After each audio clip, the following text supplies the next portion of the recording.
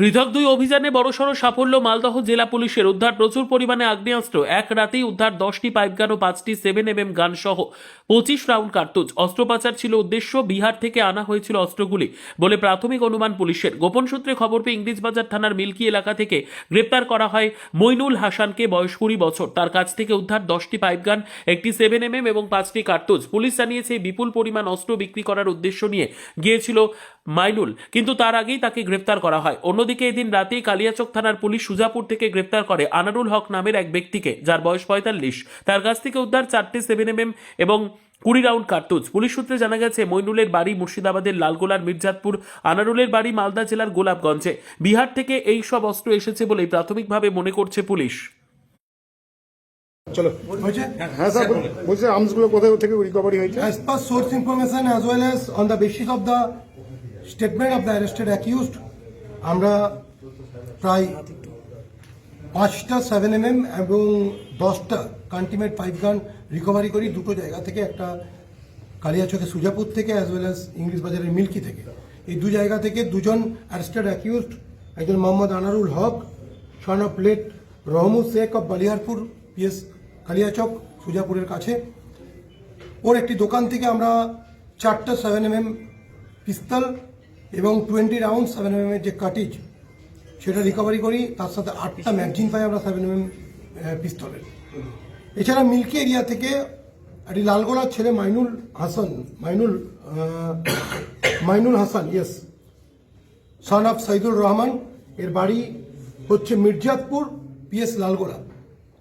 Milky area থেকে পদার্থন থেকে আমরা 10টা কান্টিমেট 5 গান, একটা 7mm পিস্তল, 4 রাউন্ড যে কান্টিমেট 5 গানের যে কাটিজ এবং একটা শর্ট গানের কাটিজের কাছ থেকে আমরা রিকভারি করি।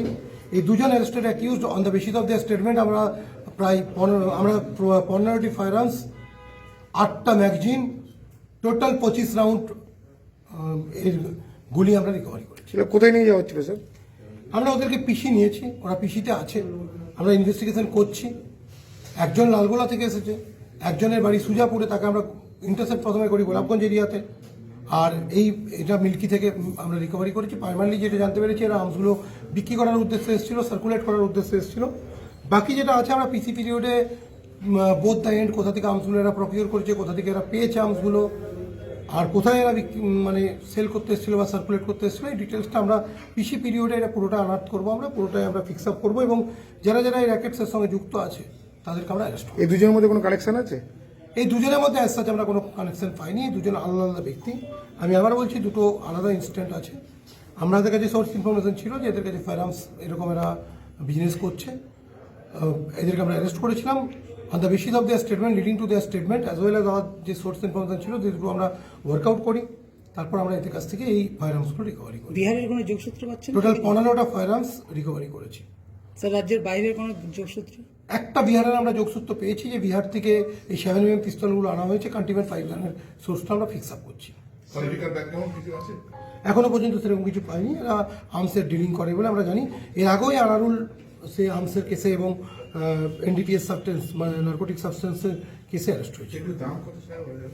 এটা দামি এভাবে দাম বলতে পারবো না, কারণ এই দাম এভাবে বলা যায় না, কিন্তু ইনভেস্টিগেশন আমরা ঠিক করছি। আমরা যেটা জানতে পেরেছি এই 7mm একটা 50,000 করে এখানে বিক্রি করবো। স্যার এত পরিমাণে অস্ত্র উদ্ধার হলো, কোনো কি বড় কোনো সাজিশের গন্ধ হচ্ছে? আমি আবার বলছি আমরা একদম ইনিশিয়াল ফেজ অফ ইনভেস্টিগেশনে আছি, কারণ রাত্রি আমরা আর্মসগুলোকে রিকভারি করেছি। এখন আমরা এদেরকে আবার পিসিতে নিয়ে ভেরিফাই করবো, এদের যে স্টেটমেন্টগুলো আছে সেগুলোকে ভেরিফাই করবো, সেগুলোকে আমরা দেখবো সেগুলো এরা ঠিক বলছে কি ভুল বলছে। এই 7mm গুলো কি বিহারে তৈরি হওয়া না? দেখুন মেড তো এইভাবে বোঝে, বাট এদের কনফেশনাল স্টেটমেন্ট থেকে আমরা যেটা জানতে পেরেছি এরা বিহার থেকে এই আর্মসগুলোকে নিয়ে এসছে। এখনো পর্যন্ত এটা প্রাইমারিলি জানা যাচ্ছে, বাট আমাদেরকে এটা ভেরিফাই করতে হবে। না এর আগেও দেখা গেছিল যে বিক্রি করার জন্য বিহার থেকে নিয়ে আসছে। অনেক সময় আমরা পেয়েছি, অনেক সময় সেরকম আমরা পেয়েছি। মুঙ্গেরের একটা কানেকশন আমরা পেয়েছি, but we have to verify it. কার সাথে মুভমেন্টের কানেকশন দেখছি?